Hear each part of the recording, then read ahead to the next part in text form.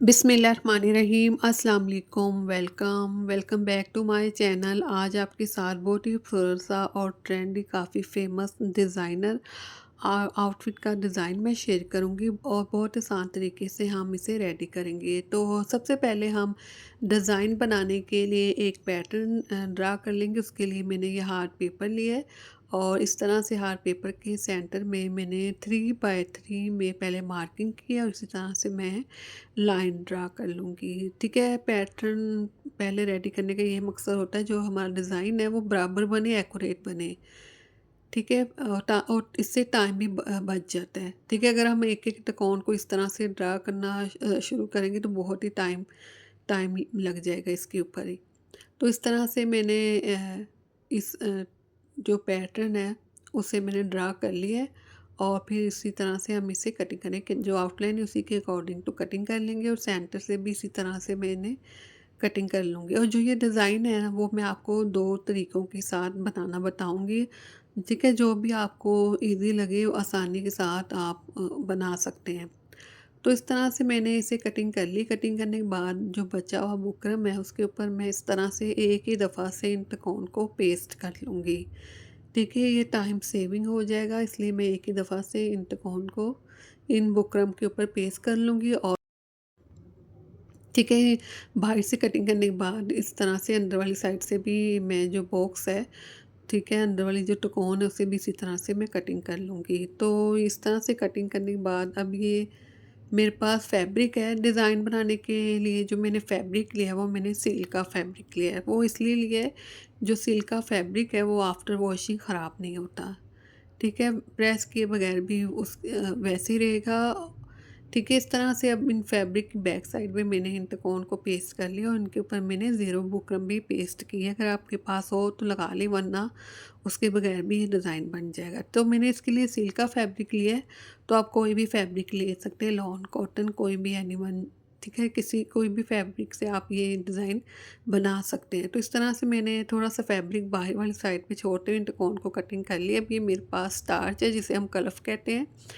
ठीक है, ये जो डिज़ाइन है आज का ये मैं आपको इसके साथ बनाना बताऊँगी। आप विदाउट ग्लू के साथ मैं आपको बताऊँगी किस तरह से हम ये, ठीक है, इस कलफ के साथ इसे रेडी कर सकते अक्सर हैं। मुझसे कमेंट्स में पूछा जाता था कि हम कौन सी ग्लू यूज़ करें, किस तरह से यूज़ करें।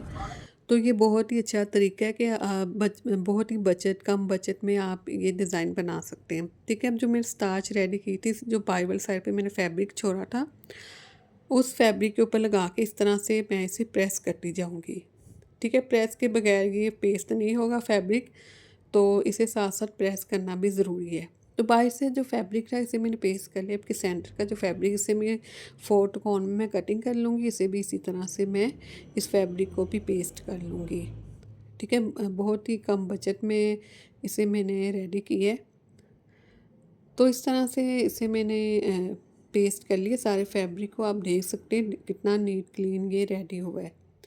ठीक है, बाहर वाली साइड पे भी देख सकते हैं, बैक साइड और फ्रंट साइड से भी आप इसे देख सकते हैं। अब जो अगर आपके पास ग्लू नहीं है तो आप स्टार्च नहीं है घर पर, तो आप ग्लू स्टिक के साथ भी इस तरह से रेडी कर सकते हैं। अब जो मैंने कलफ वाली ग्लू रेडी की उसी के साथ मैं इन त्रिकोण को, ठीक है, रेडी करूँगी। तो इस तरह से मैंने जो त्रिकोण है उन्हें मैंने बराबर साइज़ में, इन्हें मैंने बराबर कटिंग करते हुए इन्हें मैंने रेडी कर लिए। अब पहला तरीका जो ये है कि ये अब मैं ये त्रिकोण लूँगी 2। ठीक है, इस तरह से मैंने एक ही कलर पे मैं 2 त्रिकोण ले लूँगी। ठीक है, इन्हें पहले इस तरह से मैं स्टिच करूँगी। ठीक है, इन्हें स्टिच करने के बाद इस तरह से ओवरलैप रखेंगे। ठीक है, जो आपने कलर हाईलाइट ज़्यादा करना है उसे हम ऊपर वाली साइड पे रखेंगे, जो कम हाईलाइट करना है उसे हम इसकी बैक साइड पे रखेंगे। और इस तरह से इन्हें पहले स्टिच करने के बाद किनारे वाली साइड से अंदर और बाहर वाला जो किनारा है इस तरह से ओवरलैप रखते हुए हम इन्हें स्टिच कर सकते हैं। लेकिन इससे ये होगा कि ये अनट्रेंड तरीका होगा। जो धागा है ना, दूसरी जो त्रिकोण का धागा है वो उसकी बैक साइड से नज़र आएगा। और ये डिज़ाइन ऐसा है कि बैक साइड, ये डिज़ाइन ही ऐसा है कि जब हम इसे रेडी करेंगे तो इसकी बैक साइड से कोई भी जो थ्रेड है, धागा है, वो नज़र आएगा। तो इस तरह से हमने रेडी नहीं करना, मैं आपको बहुत ही अच्छा तरीका बता रही हूँ। अब ये 2 त्रिकोण ले लेंगे, इन्हें इस तरह से बिल्कुल बराबर रखेंगे। ठीक है, इन त्रिकोण को इस तरह से बराबर रखने के बाद पहले मैं इसे सेंटर से स्टिच कर लूँगी इन त्रिकोण को, और फिर इसी तरह से बाहर वाली साइड से जो बाहर वाला जो किनारा है इन त्रिकोण का, इस साइड से भी मैं इन्हें सारा स्टिच करूँगी त्रिकोण को। जो ये पिंक त्रिकोण का फैब्रिक, इसे मैंने रेडी नहीं करना है, इसे मैं स्टिच नहीं करना है, इसे मैं इसी तरह से रखूँगी और इसे मैं नीचे वाली साइड पे रखूँगी इस त्रिकोण को, और जिन्हें मैंने स्टिच किया उसे इस तरह से ऊपर वाली साइड पे रखूँगी। इनके कोने हैं जो बराबर रखने हैं, ठीक है, उन्हें सेंटर में रखना है इस तरह से, और जो पिंक वाली उसे हम इस तरह से रखेंगे। अब जो बाकी त्रिकोण है उन्हें भी इसी तरह से, मैं जो पिंक त्रिकोण है उन्हें भी इसी तरह से फैब्रिक इसके ऊपर रखूँगी, और साथ साथ मैं ग्लू लगाती जाऊँगी ताकि एक ही दफ़ा से ये डिज़ाइन रेडी हो जाए, बार बार मुझे, ठीक है, इन त्रिकोण को पकड़ना ना पड़े। तो जो त्रिकोण है उन्हें मैं इसी तरह से पेस्ट कर लूँगी एक स्लीव के त्रिकोण को। मैं आपको सिर्फ एक स्लीव का डिज़ाइन बता रही हूँ, तो बाकी जो स्लीव है, जो दूसरी स्लीव है उसे भी मैं इसी तरह से रेडी करूँगी। ठीक है, इस तरह से अब इन सबको मैं पेस्ट कर लूँगी। अब पेस्ट करने के बाद हम इन्हें 1 बाय 1 स्टिच कर लेंगे। जो लाइट फैब्रिक की त्रिकोण है येलो फैब्रिक की, उसे मैं सेंटर में रखूँगी, और जिसे मैंने हाईलाइट करना है त्रिकोण को, उसे मैं ऊपर वाली साइड पे रख के इस तरह से एक ही दफ़ा से इन सबको पेस्ट कर लूँगी। ठीक है, इन्हें पेस्ट करने के बाद इस तरह से फिर इसे स्टिच करना शुरू करेंगे। पहले इनके सेंटर से स्टिच करेंगे। ठीक है, जो सेंटर वाली त्रिकोण है पहले उस साइड से इसे स्टिच करेंगे और इसे आराम से घुमाएंगे। ठीक है, सभी को इसी तरह से अब सेंटर से मैं स्टिच कर लूँगी सारी त्रिकोण को, ताकि ये अपनी जगह से हिले ना, मूव ना हो, एक ही जगह पे ये फिक्स रहें। तो सेंटर से सारी त्रिकोण को मैंने इसी तरह से स्टिच कर लेना है। ठीक है, ये लास्ट वाली इसी तरह से स्टिच करने के बाद अब जो बाहरी वाली साइड का किनारा है इन त्रिकोण का, उसे भी इसी तरह से स्टिच करें। इस तरह से ये होगा जो धागा है वो बाहरी वाली बैक साइड से नज़र नहीं आएगा। अब ये एक और तरीका है कि आप साथ साथ इसे स्टिच कर सकते हैं इस तरह से।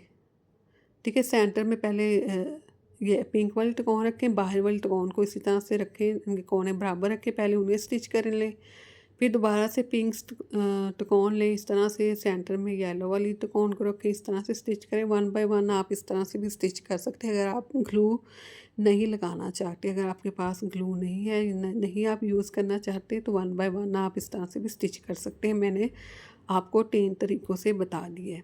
अब ये मेरे पास टिप्स है जिसे मैंने रेडी कर ली। इस फैब्रिक की जो विड्थ है वो 3 इंच है, और लेंथ है जो हमारे स्लीव के बॉटम वाली साइड है उसके मुताबिक मैंने इस स्ट्रिप्स की लेंथ रखी है।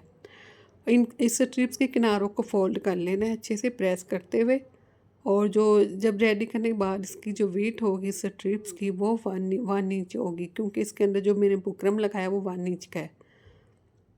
तो इस तरह से फिर मैं जो फैब्रिक फोल्ड कर लिया था मैंने, इसके सेंटर से प्रेस कर लिया था, और इन त्रिकोण के किनारे को भी मैं ग्लू की मदद से अच्छे से पेस्ट करूँगी ताकि ये आसानी के साथ स्टिच हो जाए। तो इस तरह से मैंने इन्हें स्टिच कर लिया। ये मेरे पास लेस है, तो इस लेस को अब जो हमने स्ट्रिप्स रेडी की है त्रिकोण वाली, इनके सेंटर में इस तरह से रखूँगी मैं, और इसे भी मैं इसी तरह से स्टिच कर लूँगी।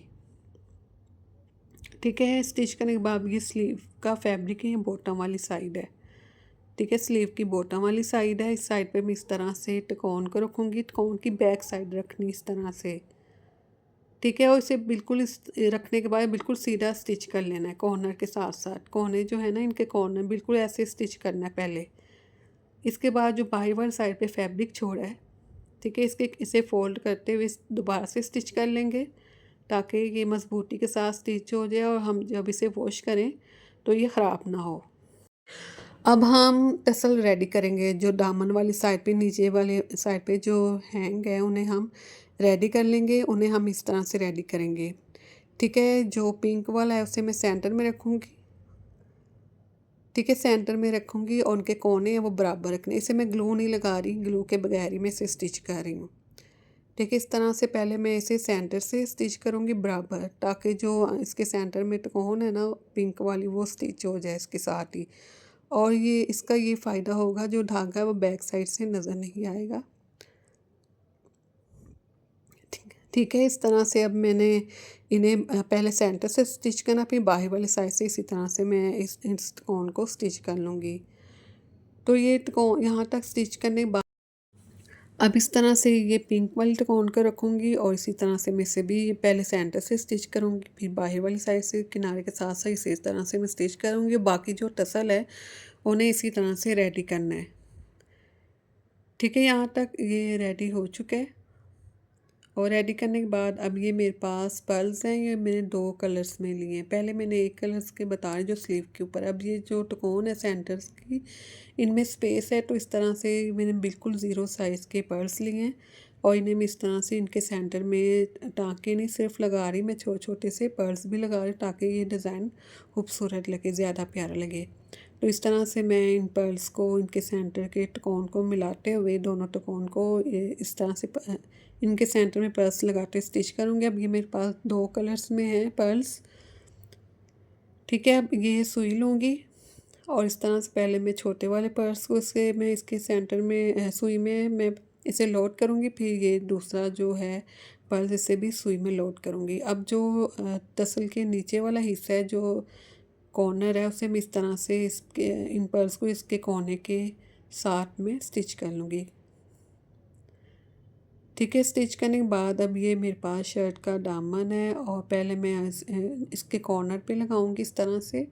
अब जो मैंने ऊपर वाली साइड पे जो मैंने कॉर्नर रखनी, जिसे मैंने ऊपर वाली साइड पे जो हाईलाइट करना है, उसे मैं इस तरह से रखूँ। अब ये जो मैंने त्रिकोण स्टिच किए ना, इसका फ़ायदा ये होगा, इस तरीके से ये जिस तरह से मैंने आपको बताया, इसका फ़ायदा ये होगा कि आप कोई भी जो त्रिकोण है उसे ऊपर वाली साइड पे रख सकते हैं।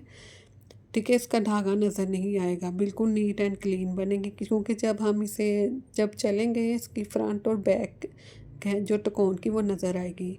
इसलिए मैंने आपको इस तरीके से ये बनाना बताया। तो अब ये पर्ल्स को मैं इसके साथ ही स्टिच कर लूँगी और इस तरह से ये रेडी हो चुका है। शर्ट के दामन पे मैंने 5 रेडी किए हैं, फ्रंट और बैक पे मैंने ये त्रिकोण को रेडी किया है। ठीक है, फ्रंट और बैक पे मैंने इन्हें रेडी किया है टसल को। इसके बाद ये हमारे स्लीव है, आप देख सकते हैं बहुत ही खूबसूरत ये बनकर रेडी हुए।